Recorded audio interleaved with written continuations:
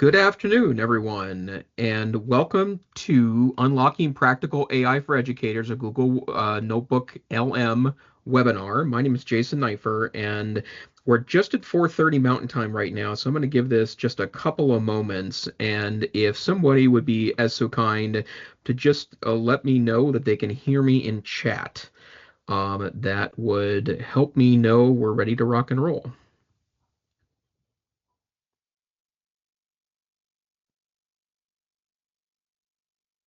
Awesome, great, thanks so much. So we'll give it about maybe 15, 20 seconds. And we'll get going. Thanks so much for being here today. I'm really excited to share a lot more on this topic.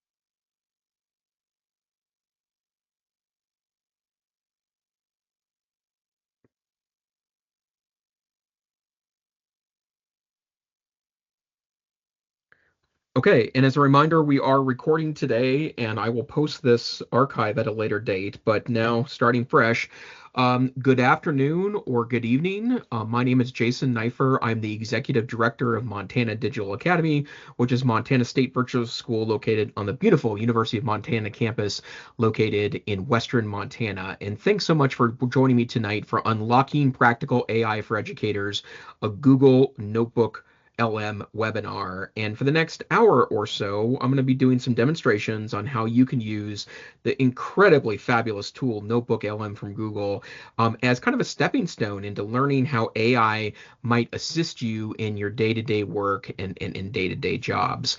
A reminder again that this will be recorded, so I will be able to post this later. Keep an eye on whatever social channel you found this webinar on, and I will definitely post this later. I can see the chat today, and although I don't have a chat moderator with me, I'll try to keep an eye on what's going on as part of this process, just so I can keep an eye on things. But rest assured that I will look at all questions at the end, answer as many as possible, and of course, I am very, very, very, very, very, very available via email later, and I'll share my email address at the end of our time tonight.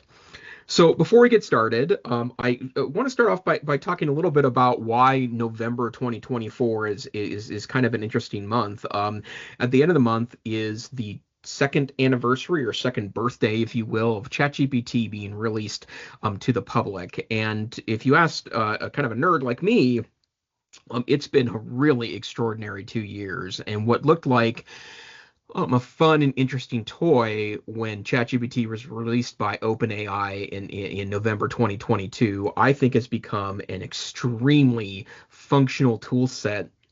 It really does change the nature of information for really everyone involved. And I'm very interested in where ChatGPT is going. I certainly think that it's going to have a profound impact on education.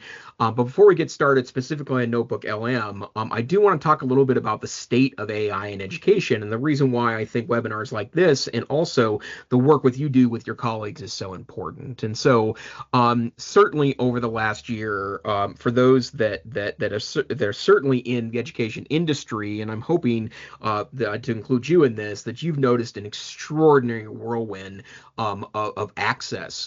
It seems like in the early days of ChatGPT in 2023 that everyone was looking for an easy button to press on that will stop or slow down the evolution towards wide-based platforms available to students to do really incredible and sometimes kind of wonderful or fantastic things. And what that's effectively meant is that despite rumors that the age of students would limit their access to ChatGPT or the cost would limit access to various large language models, that certainly has not happened. And in fact, if anything, AI is now everywhere, and you can now get access to AI either for free or via your device. ChatGPT, which required you to sign up for an account to get access to the somewhat better models and then pay for an account.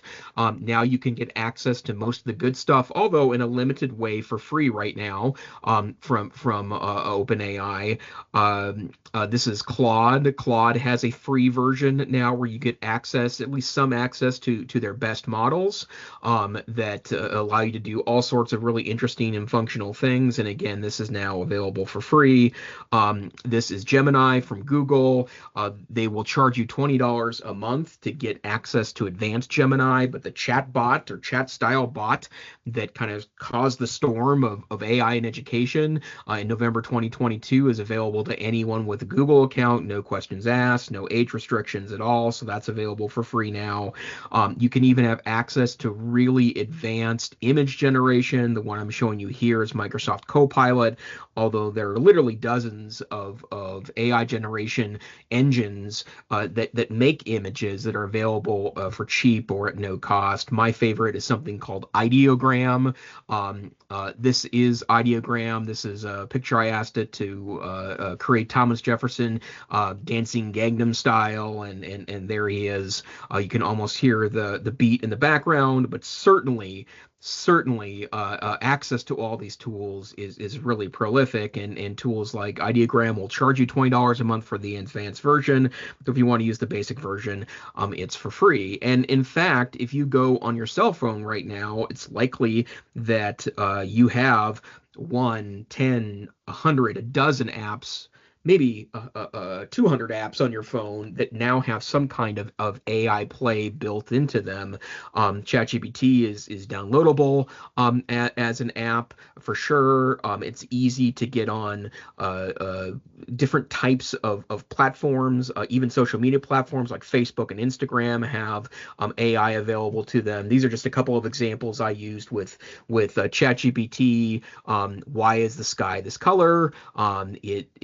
It seems to be pointing out that it's gray due to wildfires, which was correct. I was sitting in Helena, Montana at the time during one of our fire moments this past summer. On the right-hand side, that's an image of the sphere in Las Vegas, and I took a picture of it, asked what it was, and it kind of narrowed it down to determine that it's the sphere in Las Vegas. And you don't even have to have internet access anymore because you can download large language models directly to your device, which includes your phone, your tablet, your laptop.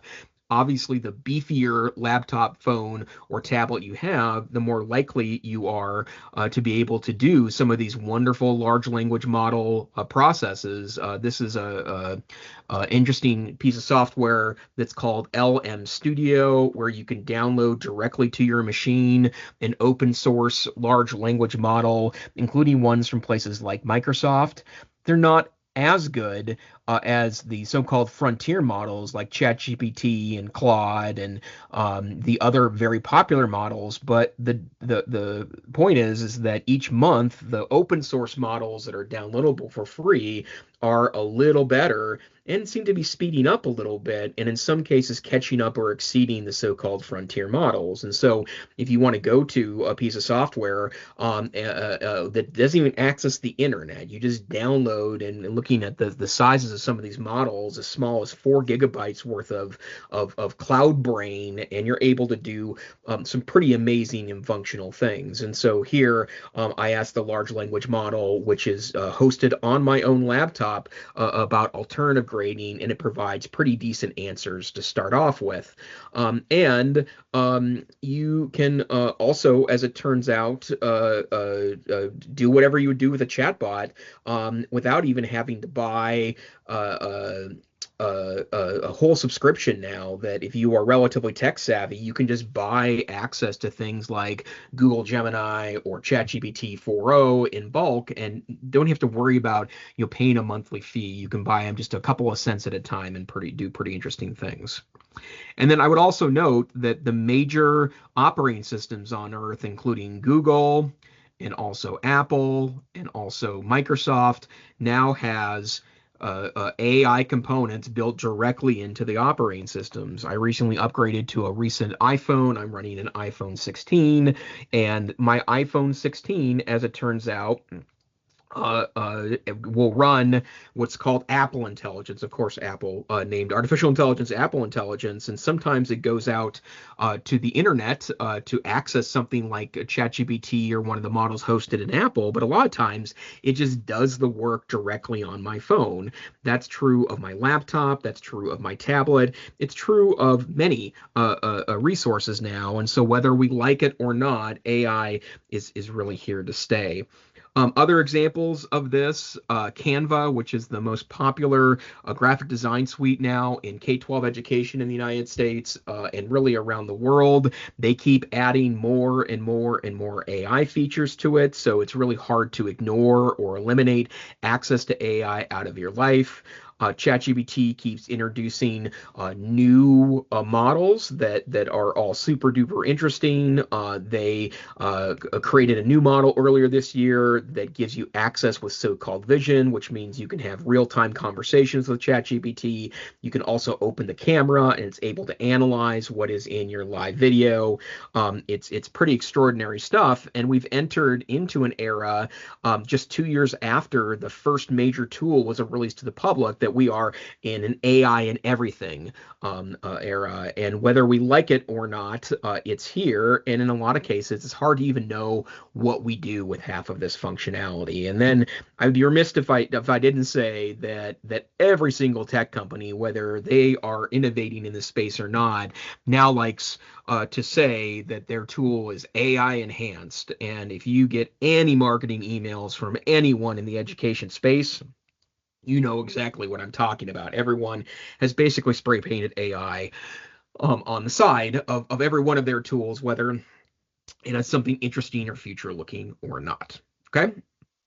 So a couple quick notes, and then we're going to NotebookLM it. First and foremost, it's really clear based on data, and I've seen data sets really over the last 6 months that suggest basically the same thing. The teachers just aren't using AI. And I think there's a variety of reasons behind that, not the least of which is the fact that not enough professional development has happened in schools. And certainly, and I'm just looking at some of the folks in this call, a lot of the people on this call have been working to try to get more professional development in schools. And cynically, a couple of the articles that I've read, and including this one from Dan Meyer, talks about how it's the companies selling professional development that tell you need professional development. Well, I'm here to say professional development is a requirement, period, end of story, in part because I think these tools are just so extraordinarily different than anything we've seen before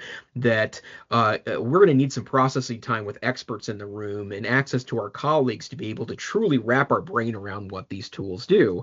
And we keep trying to treat this like it's the internet, and it's absolutely not. But even if it was like the internet, we also vastly underinvested in professional development for the internet as well, which is one of the reasons why in 2020, when COVID forced an awful lot of teaching and learning to online and at home, so many teachers and students struggled during that time period because we have not been focusing on teaching the core media and digital literacies required to teach and learn with technology. And what I fear, if we don't engage in more of this activity very, very quickly, that AI is going to end up doing a lot of stuff that none of us are really comfortable with, but ends up happening without our presence in the room. And then I just noted this article the other day. A journalist had talked to a high school senior who had written an essay basically saying that, every time I open up AI in the classroom, I get a bunch of dirty looks from other students in the room. What I don't understand is why are my teachers not teaching me how to use this correctly and ethically?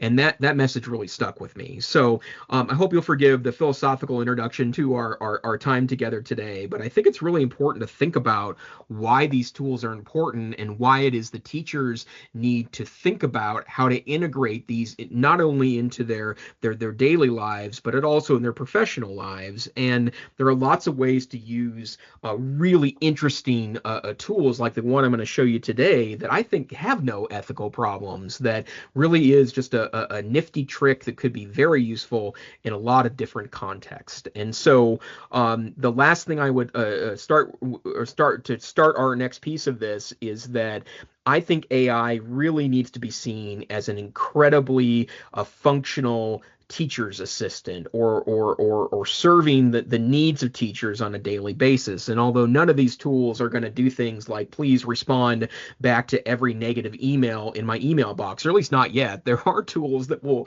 suggest answers to emails and even send them in an automated way if you want to. I don't recommend that. But I think that we need to start thinking in terms of a very big mind shift. Let's ignore students for a moment. As teachers, that the mind shift should be that we should embrace AI as a partner, not as a replacement for anything. And in fact, when I think about all the hand-wringing going on right now about students and academic honesty and students cheating with AI, part of the problem is that those students are using AI as a replacement for their brain and not as an enhancement. And I feel the only way we're going to get that going, the only way we're going to find that process is really if we spend most of our quality time thinking about how we engage our students to have these critical conversations about where these technologies make sense and where they don't. Okay? So, my advice always with teachers, professors, administrators, even students, even those that are even not that tech savvy or nowhere near a professional industry, you should play with AI. And the reason why is this technology is just so mind-blowingly different. It really isn't describable in a news story. You hear stories on the nightly news quite regularly about AI this and AI that, and what about policy, and Apple's got new phones, and oh look, Elon Musk wants better AI policies in the United States, and Europe is banning it, and China has their model that they've open sourced, and all the kind of politics around this, but never, ever, ever do you really see a picture or even a demonstration of what AI does. And that's what we're going to be doing today with this particular tool. Before I jump into the specifics, however, there's 5 things that I think if you've never used AI before, you're hesitant to use AI, you need to know right away. First things first, you need to understand that AI lies. And even though I'm going to give you a tool set today that dramatically decreases the likelihood for lying, and sometimes it's called hallucination, but I find that a particular piece to be a little problematic. The bottom line is that it lies. Even when you give it a source to refer to, it lies. And in that way, it's different than most computer software, because computer software, as it turns out, generally speaking, isn't set up to lie. It's there just to tell you the data it's processed based on the rules that you gave it. Okay. The second thing you need to know about AI is that it speaks extremely confidently, and I liken it to a super confident 7th grader. It's not the least bit conflicted with doubt. And if you've ever worked with 7th graders before, you know exactly what I'm talking about. But imagine that, pretty smarty pants 7th grader that's used to being right, and even when they're wrong, they give it to you with the same gusto strike answer. That's a lot what AI does. And almost all available AI models are instructed to be helpful to you. They're instructed to make you happy, right? And so sometimes it will gleefully tell you a half-truth just because it wants to make you happy. And in that way, it's a little weird too. AI is biased because it's trained on the internet, which is biased, although the NotebookLM tool I'm going to show you today is a way around that. The next thing I want you to know, it's not human, but I will also tell you you're going to understand it a lot better if you think of it as a kind of a human intelligence, because it acts a lot like humans. And in the same way, it will lie to you, it will sometimes mix up things, it will occasionally do things that are clearly counterproductive to its output. It acts more like a human than it does like a machine, which we're, expecting machines to be much more precision based, but that doesn't mean that it's human. It just means it's really well programmed to act like a human. And finally, just remember that this stuff, even though literally hundreds of millions of people around the earth use AI tools on any given month, it's still really untested, and we're just still feeling the boundaries out of these technologies. Okay, so we're going to play around with NotebookLM. And before we get into it, let me give you a couple of big pictures on NotebookLM. First, NotebookLM is a Google tool. It's available on all, if not most, Google accounts. And I do know that there are some school districts, if you're in a K-12 environment, that have turned it off on their domains for education. But even if that's the case, you can get access to NotebookLM on any private Google account.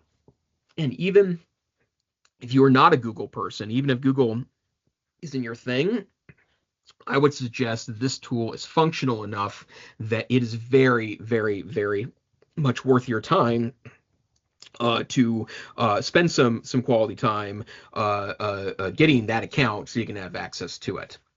NotebookLM is free. That's as of right now. I don't really understand what the economic model is here, because they claim not to train off of your data, which is something that we're going to talk about here in a moment. Maybe there will be advertising on the free version at some point, but again, that is the internet as it's built over the last 25 years. NotebookLM is built on Gemini, which is Google's so-called frontier AI model. In general, Gemini is competitive with the top models around the world, better at some things than others. It's probably somewhere in the top 5 or maybe 8 of the super large language models. Then you may have heard of many of these, Gemini and Claude, and there's one called Control R, and there's one called Grok, and there's all sorts of kind of premier models that exist. Gemini's among them, maybe not the top. There are limits: 50 notebooks per account, 50 sources per notebook, and 500,000 characters per source. Those are strict limits, and it will limit you there. Although, if you think about that for a moment, if you have 50 notebooks with 50 sources and each one of them has 500,000 characters in it, that's an awful lot of information you can store in a Google Notebook, and then you can also just open a second account and do more notebooks. And I'm going to say that you can access NotebookLM on any machine, laptop, desktop, a phone, tablet browser for sure, but it really does work best on a desktop browser, at least for right now. Okay. So what we're going to do at this point, there's one other thing that I wanted to show you. This is Google's privacy policy. And the reason why I wanted to mention this is because early on, Google was a little hazy about the privacy policy. And I think this is kind of worth thinking about and looking about for just a moment. But the privacy policy, which is listed on Google's website, says, first, we value your privacy and never use your personal data to train NotebookLM. So in other words, what they seem to be promising here is that they'll never use the data to train on. And what that means is that it's not going to read it and then use it to make its cloud brain better, right?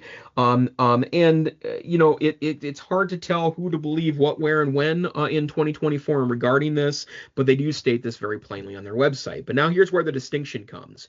If you're logging in with a consumer account and choose to provide feedback, in other words, a thumbs up or a thumbs down on something, human reviewers may review your queries, uploads, and the model's responses to troubleshoot, address abuse, or make improvements. Keep in mind that it's best to avoid submitting any information you wouldn't feel comfortable sharing. So they're basically talking about sensitive personal information. But here's something very interesting. If you are a Google Workspace or Google Workspace for Education user, your uploads, queries, and models responses in NotebookLM will not be reviewed by human reviewers and will not be used to train AI models. And so that's an interesting thing to note. I still would be extremely cautious before I put any PII in any model, but Google seems to be promising here that you can use NotebookLM in sensitive situations and it would be just fine. I would not trust that at this point and wait for a while to get more assurances. And plus, even if you felt confident with it, chances are your district, if you're a teacher, would rightfully flip out if you started putting a bunch of student private data into a NotebookLM. Okay. So we're going to move on to a demo now, and the way to do this, I think, is I have several Notebook LMs that I can share with you that are ones that I have done. But I think the best way to understand how to create a Notebook LM is just to make one on the fly here. So I'm going to look at chat for a minute, and I want someone to suggest a topic. Let's make it maybe something that you would teach in a K-12 or higher education environment, but I want to build a knowledge oracle based on content that someone, might actually be regularly teaching. So I will look at the chat to see if there's any suggestions on content, a topic, a subject, a class name that we could use for this purpose. Climate issues, since Paul goes. Okay, Paul, I like it. So what I'm going to do is go to Google. Well, I think we can pull these off both. And here's what NotebookLM looks like. Actually, I'm going to use my other one here. Um, you go to notebooklm.google.com, you get this interface, which is your notebooks, and all you need to do is create new notebook, and it's going to immediately give you this screen. And this screen is pretty cool, right? It's got upload anything you want to here, and it gives you several options. You can upload files, which include PDF files, text files, Markdown, which is a special format of file. You can even upload audio via MP3s. That's pretty interesting. You can also upload a Google Doc, and you can go back in and refresh the Google Doc once you update it. It will make it part of this library. Google Slides, a website, a single page website, a YouTube video, or copied text. So I'm going to start off with Paul's suggestion of climate issues, and I am going to go to, let's see here. I'm going to go to Google. And I'm going to look for climate and weather text books because I want books on this thing, right? So here we are, all sorts of pages on that. And you know what? I want free ones. So I'm going to say open source. If you have a commercial PDF, you would certainly be able to upload those if you have a copy of them available. But just so we're keeping within the spirit of free and open, I'm going to go to the Open Education Resource Commons. They have, it looks like, several pieces here. These look mostly like projects. I'm not necessarily seeing something that I really like here. I would like let's see, lesson, module, simulation, game, data, reading. I want readings. Okay. So we're going to get some diverse sources here. This one is Fly with Arabic, 8 units, language lessons. Nope, that's a language text on how to learn Arabic. That's not what we're looking for. This one seems to be an integrated subject text.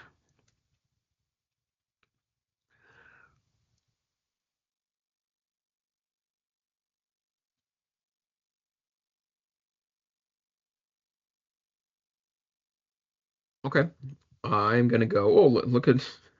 Thanks, Paul. Oh, there we go. A big old fat textbook. even at OpenStax.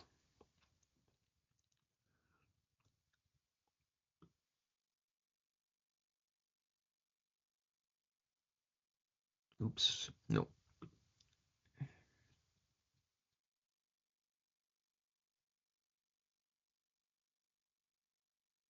So I'm just going to take this link, which is of that textbook page, and I'm going to drop it right into our NotebookLM.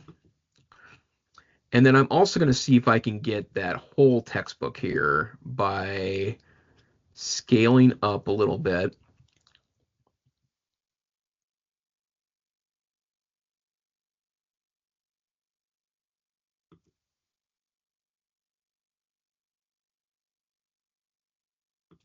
And we're going to grab this ecology stuff.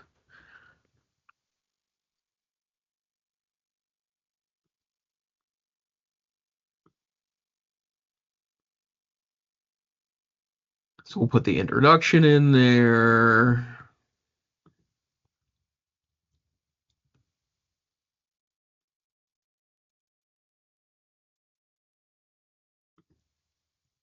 And we'll put this in here on the scope of ecology.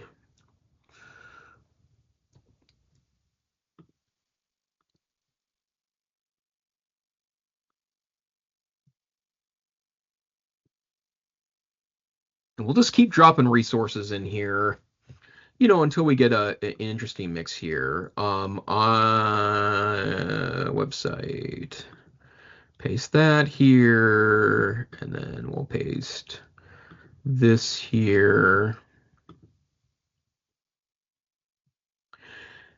And then one of my other strategies is that, if you want big overviews, and the best place to do that is probably to grab the Wikipedia page. So we're going to say climate change Wikipedia, which looks like a nice long article.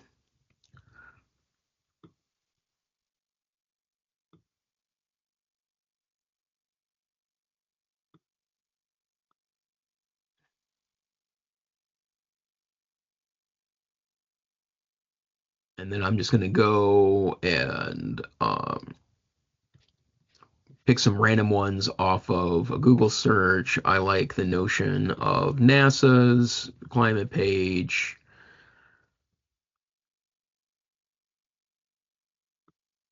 Oop, that looks good. Thanks, Paul.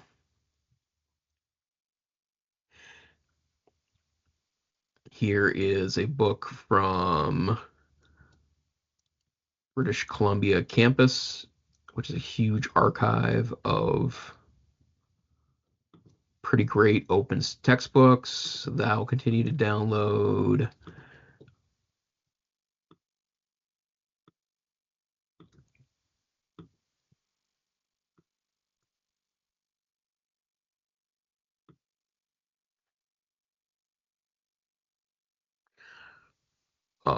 Let's go ahead and put the NOAA climate change page on there, a nice reliable government source.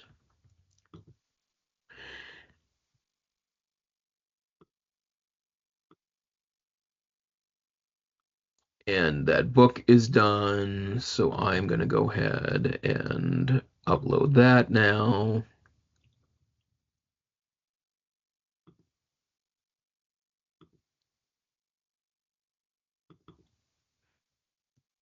And then I'm going to add one other quick thing on here. I'm going to go to YouTube.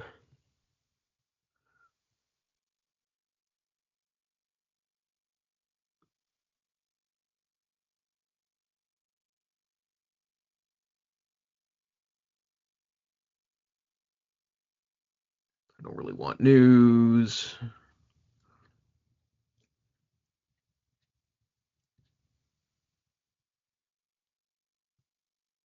There's a TED Talk we'll throw in there. And another TED Talk. And another TED Talk. And the crash course climate change thing. So I'm going to start off here.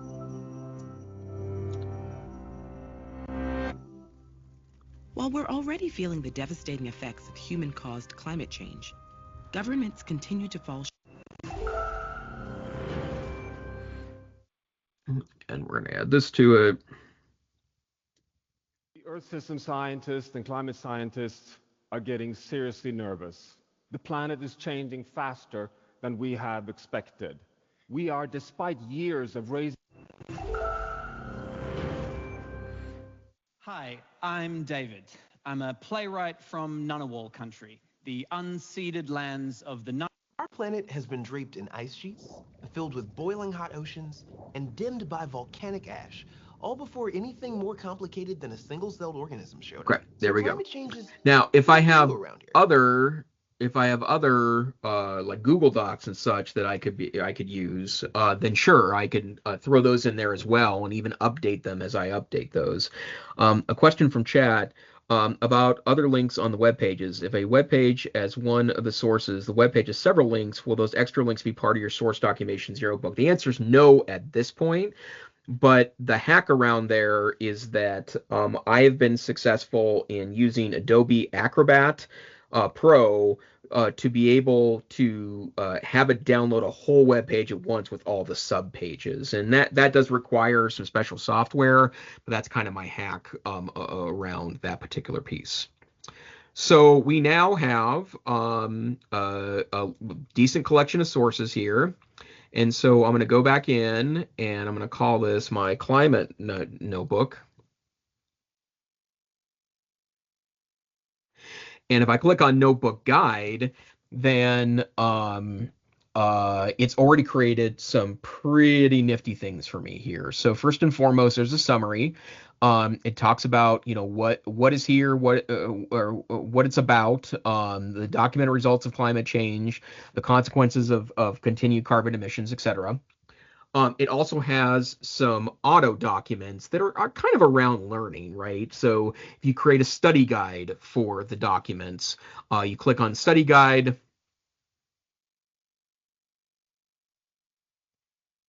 And after a few moments, it will generate a study guide based on only the information that you've provided it in all the sources. So in this case, here's a short answer quiz. Here is the key to that. Here's some essay questions. Here's a glossary of terms. So very educational in its conception. Other things that I can do is create a table of contents that will tell me the kinds of topics that are covered amongst all these sources at once.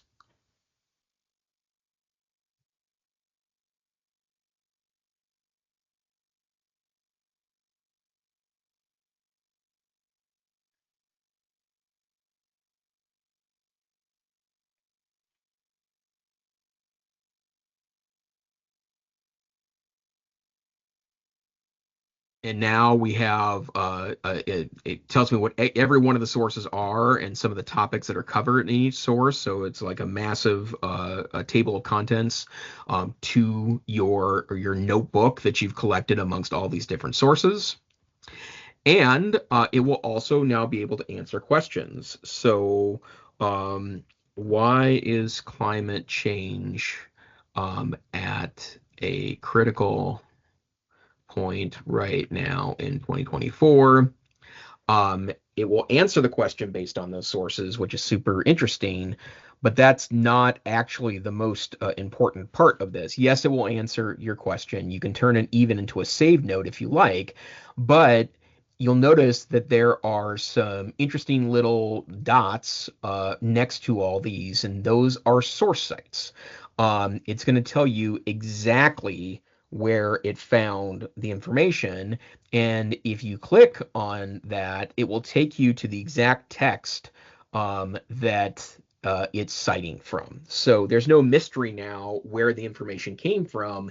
It'll take you directly to the source that it pulled that information from, which I think is a pretty nifty feature that's part of this. And you're not having to rely on the big cloud brain to be able to do this, but instead all sorts of sources you can stick into here, and it will have a pretty good time parsing them, and then telling you answers to your questions while providing source citations, which makes this different than really any other tool at this point, in that you can provide all your own sources, and it's going to do a great job of pinpointing where in the source it picked up the information from. Okay, so I'm going to stop right there for a moment. Actually, I'm going to do something else first. I'm going to start something here in the background. Let's see here, notebook guide. I'm going to do something interesting, but it's going to take a couple minutes for that to happen. I'll just pause here for a moment, and then I have some other prefab notebooks that I wanted to show you. But are there any questions before we move on?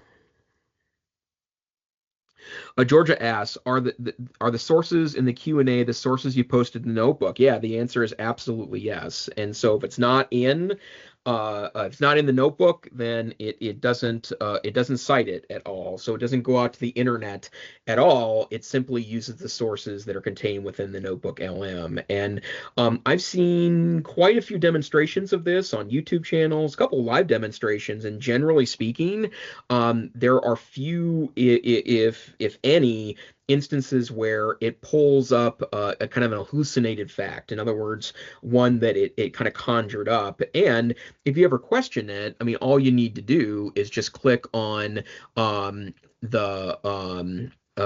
on the source that it's citing there, and it will just take you right to where it's at.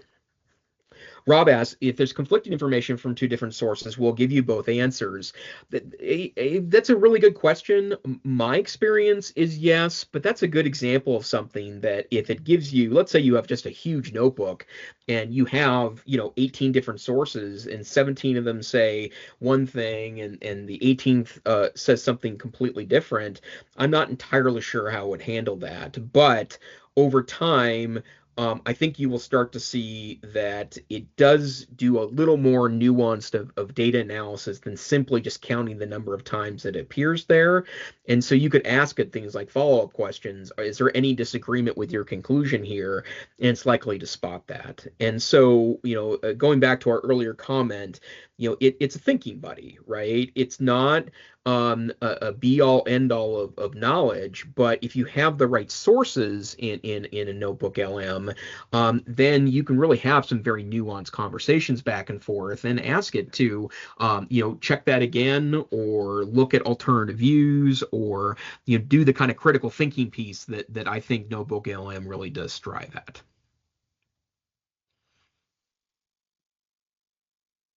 Okay, well, this is working on something in the background, so I want to show you just a couple of other examples of NotebookLMs that I've been working on that I think are pretty interesting. First and foremost, I keep thinking to myself, how wonderful it would have been to have this when I was a student, especially an undergraduate student in a college class, a college history class.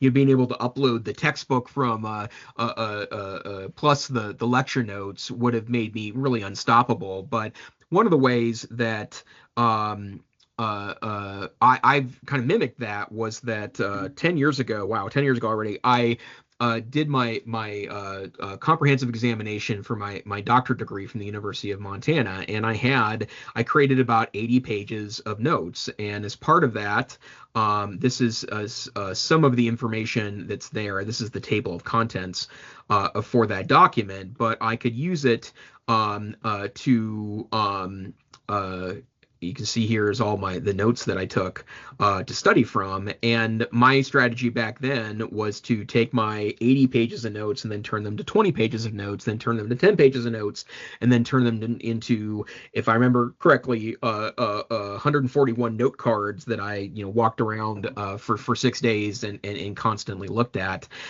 This would be very useful in that, and I could ask things like quiz me on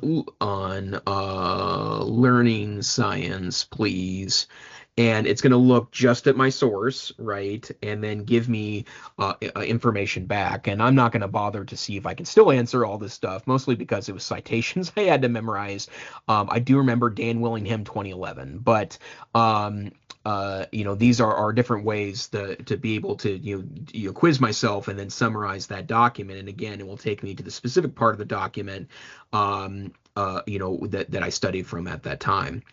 One other example that is one that I also created live during a demo earlier this year was creating what I call a knowledge oracle for World War One, and I literally found every single source I could find on World War One, which included PDFs of textbooks, open source and otherwise, web pages, the Wikipedia article. I put County Historical Society pages from Montana that talked about the doughboys of World War One, the Imperial War Museum in Great Britain, the United States World War One pages from the United States government, and created this incredible source of information that I could ask questions of. And it's not just for knowledge information. You can actually use it to do something a little more educational. What are 5 points in World War One that every U.S. history student should know by the end of the unit? That's not a very nuanced question, but it can evaluate all these sources, right, and come to conclusions based on the entirety of the evidence available. So in this particular case, it says it's a global war that the United States entered in 1917. The end of the war had triggered a different kind of conflict, centered on the public meaning of the war. The war led to ideological divisions in the United States, and also that the central problem of writing the history of World War One is this narrative pales in comparison to the Civil War and World War II, which is also an interesting point as well. And if you're just looking for themes or specifics, here's another one that's like that. Pick 11 battles of World War One that tell the narrative of the military history of the war. Tell me why you think so. So in other words, if I were planning to teach military history of World War One, what I would be able to do with that. While that's answering and your question in chat, can you see others' notebooks? You can't naturally see them, like they're not publicly posted, but you can share them with another Google account, which is actually something that I've done several times with colleagues to be able to share information that we've collected. That's also a great tool as well. So let's make sure it counted up correctly. 1, 2, 3, 4, 5, 6, 7, 8, 9, 10, 11. Hey, got 11 right. And it's telling me the battles here. Now, this is content I used to teach, and I particularly have a affinity for the world wars, as most history nerds do. But this is pretty good, kind of giving the play-by-play in just 11 battles. And remember, it's not just telling me the battles. When it makes a comment about them, it's giving me a source citation. So if I want information on the Battle of Verdun, I just click on one here, and one happens to be... Actually, the source guide. One happens to be a book called The Great War in History, which was a history book. In a book called Debates and Controversies. And so, yeah, that's a pretty good piece of that. So again, still very educationally, but I think kind of an interesting tool set. Okay, so I started something in the background that I want to show you, and then I'm going to show you other kind of more narrow examples with this functionality in. So about a month ago, NotebookLM released an opportunity to auto-generate a podcast-like audio from your sources. And so let me repeat that. NotebookLM allows you to auto-generate a podcast-like audio recording based on your sources, okay? And so I've done that here, and I think I've got this set up correctly to where you can hear it. If you can't hear it, let me know in the chat. But in the background, I took our climate notebook that Paul helped me with, and I created, this they call it an audio overview. Sometimes they call it deep dive, but let's see what it came up with. All right, so we're diving into biogeography today. Okay. Basically, how life is spread out on Earth and how climate change is, shaking things up. Right. And we've got some really interesting sources to dig into. Oh, yeah? Academic texts, research papers. Mm-hmm. even some Wikipedia in the mix. Nice. Always a good time. By the end, hopefully you'll have a good grasp of the basics Sure. and some pretty surprising examples of what's going on out there. That's good. So imagine you're starting a hike at the equator. Okay. Yeah. Heading north, what kind of changes in plant life do you think you'd see? Well, you'd begin surrounded by that lush tropical rainforest. Yeah. So much life, you know? So there you go. 45 seconds of content based on your notebook. And all I did was press generate. And in fact, the tool has become much more nuanced even in the last 2 weeks. And Rob, I can't wait to answer your question here in a second. So what I'm going to do is go to, I have a couple of sample, let's see here, where are you hiding at? I have a couple of sample ones that I want to share with you that I created earlier that I think do a pretty good job of kind of talking about, how functional this tool set is. Where did you go? Let's see here. I need to go to here and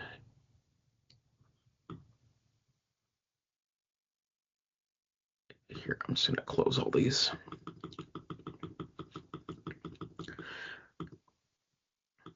So this is just another NotebookLM account I have in my teacher piece or for my teacher experimentation, but I'll give you a couple of examples here. So the first one is that I uploaded a Honda motorcycle manual. And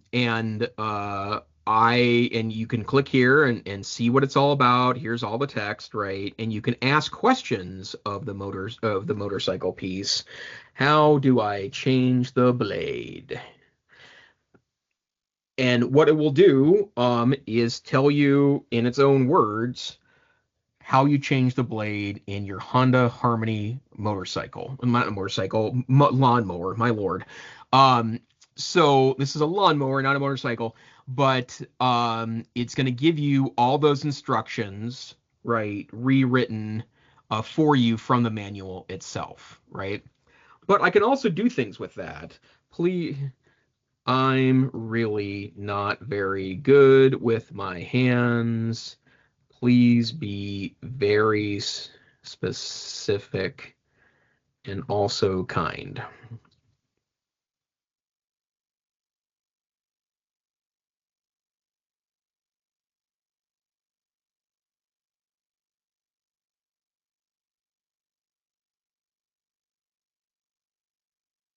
It's understandable to feel a bit nervous, but it's now re-explained it to me. It looks like mostly is a simple language. It did add some explanations, but I can now question whatever I want to of this lawn mowing manual. But remember earlier, the podcast functionality, well, I asked it to create a podcast. This time what I wanted was something that focused on winterizing and annual maintenance of my motorcycle. And it, strangely enough, created a 12-minute podcast on how to winterize my lawnmower, which I keep calling a motorcycle. All right. Time to roll up our sleeves and crack open this Honda owner's manual for our deep dive today. I know what you're thinking. Not exactly a page turner, right? But believe me, this little booklet is packed with gems that can make keeping your Honda lawnmower in top shape a breeze. It's funny. We often underestimate just how much practical knowledge is tucked away in these manuals. We're going beyond just the oil change today. We're unearthing those nuggets of wisdom that can save you time, money, and those dreaded trips to the repair shop. Music to my ears. And speaking of saving yourself headaches, the manual jumps right into safety, especially when it comes to those whirling blades. They even have illustrations of what a damaged blade looks like. And let me tell you, it's not a pretty sight. Those visuals. It is not a pretty sight to see a damaged blade. So again, very practical, right? But imagine all the technical manuals that, especially if you're in education, I keep thinking about some of the thick manuals that get sent to us from state offices all the time. Just throw it in here and ask questions of it. And again, it's not like you're risking all that much because you can always go back and ask it where it got the source from. Rob Watson in the chat asked about change the language of the podcast for an ESL student. My understanding is that we'll only convert to English right now, but there's a caveat to that. The first one is that it says in English when you generate the podcast, right? Actually, this is not the one I want to use. So I'm assuming at some point other languages it will be useful. But let me show you an example of another source. This is a source that's in German.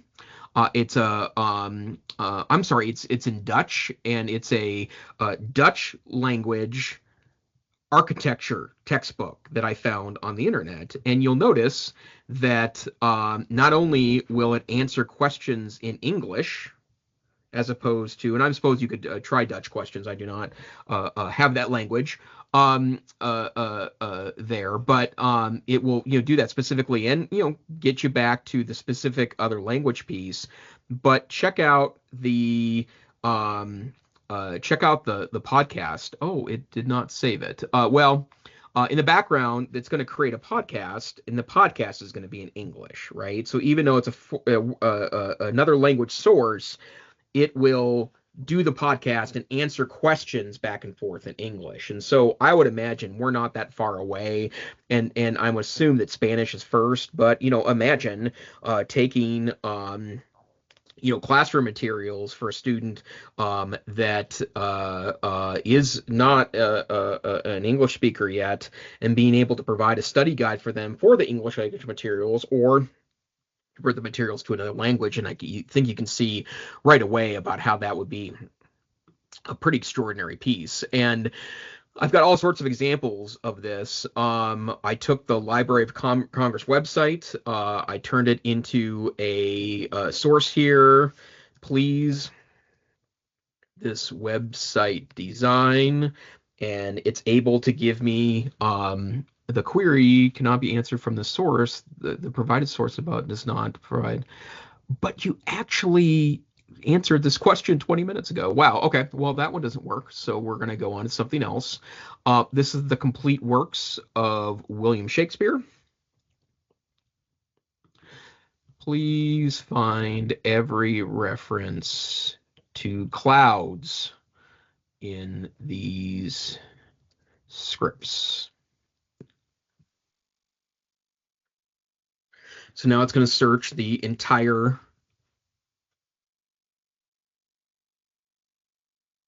archive of Shakespeare plays,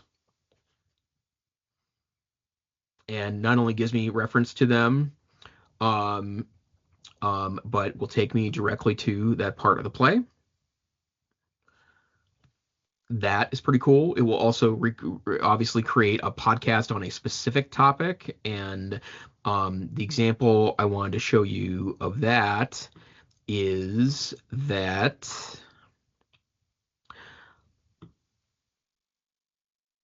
I have taken 3 sets of meeting minutes from a fake company called Acme Super Company, and I asked it to create a podcast, which it's going to do now.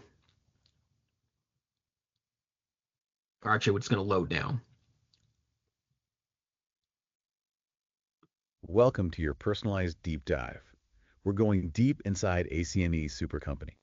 3 months worth of leadership meeting notes. So much to unpack.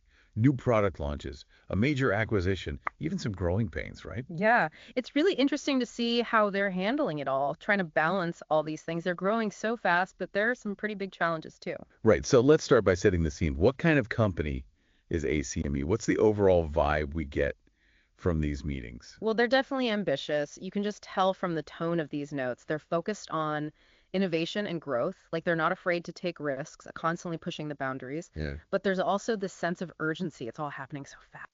Or you can ask questions like, and I like this generated question, what are the company's strategic priorities for the next year based on the combined capabilities and resources? And not only will it answer that, but also provide you a reference to where it's referring to.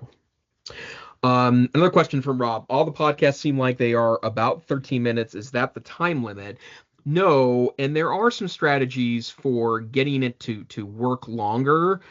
For example, I was going to go to that government textbook. When I originally created, I put in a copy of a government textbook into kind of a sample notebook LM, and I believe, if I remember correctly, that this particular um, podcast was like an hour long. And I think if you do provide some very specific questions, um, then it will provide you a pretty or a longer answer if it's justified to do so.